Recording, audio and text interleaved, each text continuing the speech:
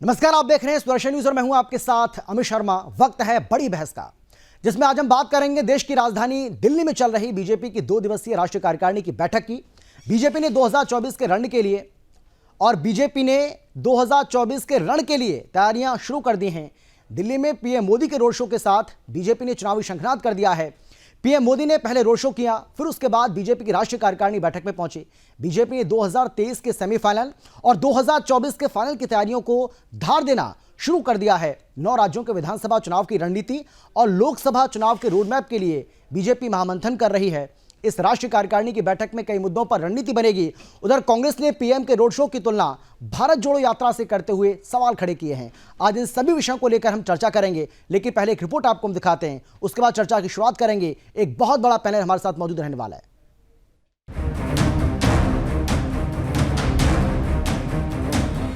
BJP ने 2023 के semifinal और 2024 के फाइनल की तैयारियां शुरू कर दी हैं। 9 राज्यों के विधानसभा चुनाव की रणनीति और लोकसभा चुनाव के रोड मैप के लिए बीजेपी महामंथन कर रही है। राष्ट्रीय कार्यकारिणी की बैठक में कई मुद्दों पर रणनीति बनेगी।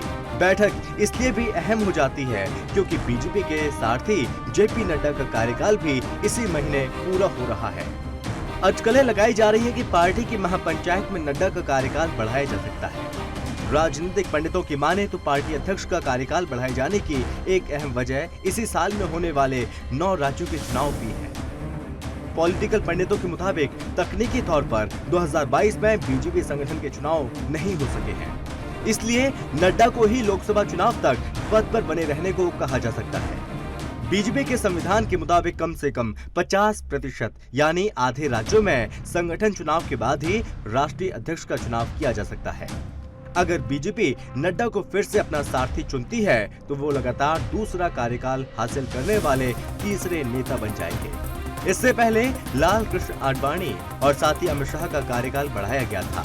हालांकि राजनाथ सिंह भी 2 बार पार्टी के अध्यक्ष बने थे, लेकिन उनका कार्यकाल लगातार नहीं था। जहां एक और नड्डा के कार्यकाल को बढ़ाने की अटकलें हैं, तो वहीं कुछ राजनीतिक पंडितों का कहना है कि पार्टी नड्डा की रहनुमाई में हिमाचल चुनाव हार गई। बावजूद इसके नड्डा पर दांव लगाना कहीं भारी न पड़ जाए। और साथ ही सवाल ये भी उठ रहे हैं कि 2024 तक पार्टी की कमान नड्डा को सौंपना बीजेपी की मजबूरी तो नहीं है। Bureau report, Sudarshan news.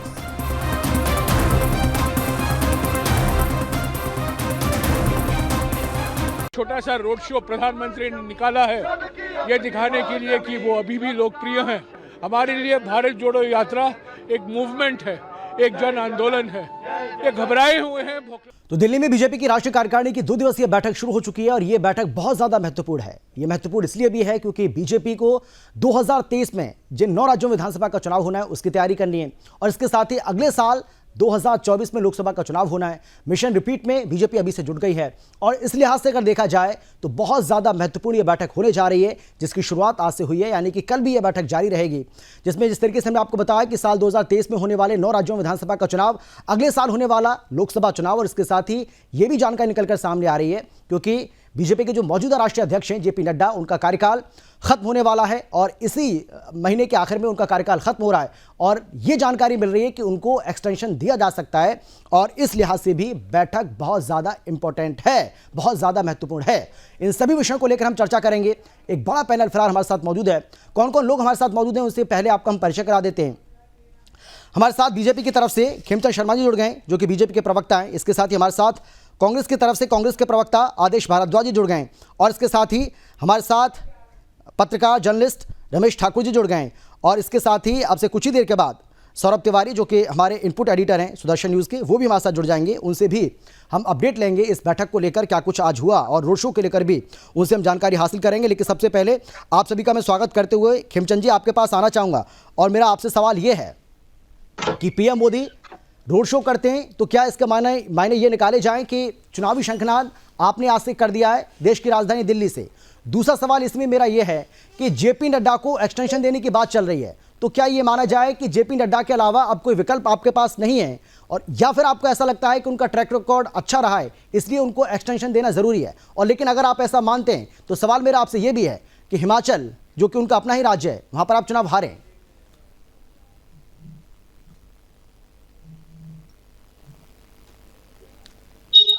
Khemchand जी आवाज आ रही है आपको मेरी, सुन पा रहे हैं क्या आप?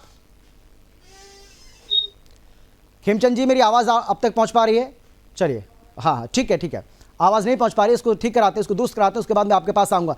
आदेश भारद्वाज जी, आपको पीएम के रोड शो से क्या दिक्कत है? भाई कांग्रेस के नेता कह रहे हैं कि हमने तो 122 दिन तक भारत जोड़ो यात्रा की है और अभी भी हमारी यात्रा चल रही है, 150 दिन तक चलने वाली है। आप एक छोटा सा रोड शो करके इसको बहुत बड़ा इवेंट बना रहे हैं। भाई आप मूवमेंट चला रहे हैं, अच्छी बात है, लेकिन अगर कोई रोड शो कर रहा है आप उसको इवेंट बता रहे हैं, दिक्कत क्या है आपको? परेशानी क्या है उससे? और इसी में एक और सवाल मैं इंक्लूड कर देता हूं सर। सवाल मेरा आपसे यह है कि क्या जेपी नड्डा को अगर एक्सटेंशन मिलता है तो ये आपके लिए फायदे का सौदा है या आपको नुकसान होगा? आदेश जी।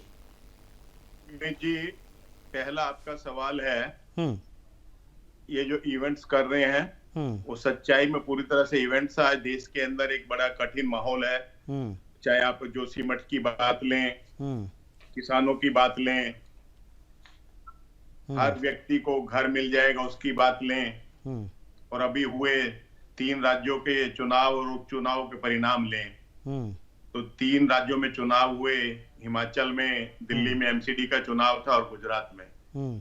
और जो बाई इलेक्शन थे वहां पे सिर्फ गुजरात के अंदर बीजेपी को जीत मिली, बाकी सब जगह बीजेपी हारी है, ये किसी से छुपा हुआ नहीं है। दूसरा, आज एक कठिन दौर से लोग गुजर रहे हैं, चाहे बेरोजगारी है, भूखमरी है, महंगाई है, इनके द्वारा किए हुए किसी भी वादे का पूरा ना होना है, और उसके बावजूद इस तरह का जो है। मेरे सवाल का जवाब आपने नहीं दिया। मेरा सवाल सीधा आपसे कि आपकी यात्रा मूवमेंट है, वो एक आंदोलन है, अगर कोई रोड शो कर रहा है वो इवेंट है, ऐसे कैसे हो सकता है? ऐसा इसलिए हो सकता है कि आप जोशीमठ को देख लें, करण प्रयाग को देख लें, हिमाचल के अंदर मंडी से आगे देख लें, किस तरह की भूवैज्ञानिकों के द्वारा की हुई चेतावनियों के बावजूद। अरे वो भूवैज्ञानिक आपके समय में जब आपकी सरकार थी वहां पर तब भी दे रहे थे वो चेतावनी, आपने भी नहीं सुनी, लेकिन वो चर्चा का विषय नहीं है आज वो चर्चा का विषय नहीं है सर। अगर उसको लेकर हम चर्चा करेंगे तो समय कम पड़ जाएगा, समय उतना है नहीं, इसीलिए हम इसी पर रहते हैं। हम बीजेपी की राष्ट्रीय कार्यकारिणी की बैठक को लेकर चर्चा करते हैं और आप उसको लेकर चर्चा करते हैं जो आपकी आपत्ति है। बोलिए आप।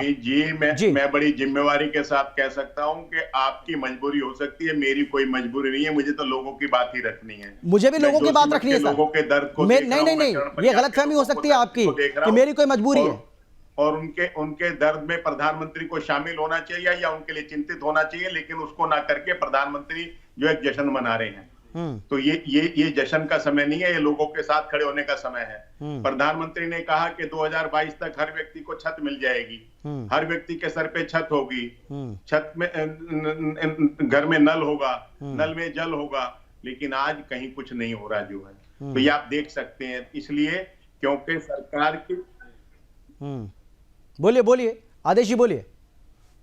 सरकार की गलत नीतियों के कारण, चाहे नोटबंदी हो, जीएसटी हो, इन तमाम चीजों का देश को नुकसान हो रहा है। पिछले 7 से 8 महीने में 32% जो है पेट्रोल कच्चे तेल के रेट कम हुए हैं, लेकिन हिंदुस्तान के किसी व्यक्ति को जो है उसका कोई लाभ नहीं मिल रहा है। तो ये आप अंदाजा लगा सकते हैं कि लोगों को कितनी परेशानी का सामना करना पड़ रहा है, और सरकार के लिए जश्न का हो सकता है, क्योंकि जब हम आटा खरीदते हैं ठीक है। 2 दिवसीय बैठक है जिसमें कई महत्वपूर्ण फैसले होने हैं, जिसके बारे में लगातार आपको हम जानकारी दे रहे हैं। आपको बता दें कि कल भी यह बैठक चलने वाली है और कहा जा रहा है कि राजनीतिक और आर्थिक कई प्रस्ताव इसमें पेश किए जाने हैं, उन पर मुहर लगनी है। तो जो कुछ भी निकल कर आएगा उसके बारे में आपको हम विस्तार से बताएंगे। फिलहाल हमारे जो तमाम खास मेहमान हमारे साथ जुड़े हैं उनका बहुत बहुत धन्यवाद इस चर्चा में शामिल होने के लिए, अपनी बात रखने के लिए। वक्त एक छोटे से ब्रेक का है, फौरन लौटेंगे। आप देखते रहिए सुदर्शन न्यूज़।